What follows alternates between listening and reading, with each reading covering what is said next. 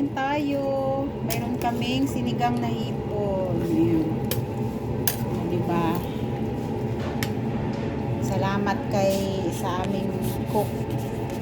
Sa masipag namin na cook. Dapat siguro pakuluin ng isang beses.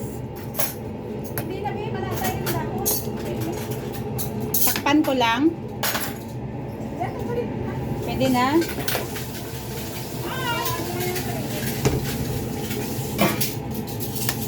Uy, ang sarap nito. Yan. Uy, mausok. Nag-aano sa ano ko, cellphone.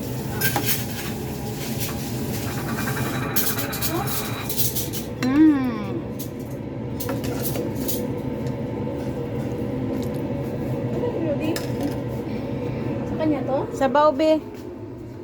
O, ayan. Naming ulam. Sinigang na hipon. Diba, sarap?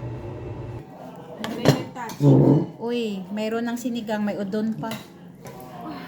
Asan si Lucy? Dumabo. Ang aking ano. Salitan sila. Kimilot. Rata. Ay, oo, dapat ano lang siya. Yung patong mo lang basta sabaw.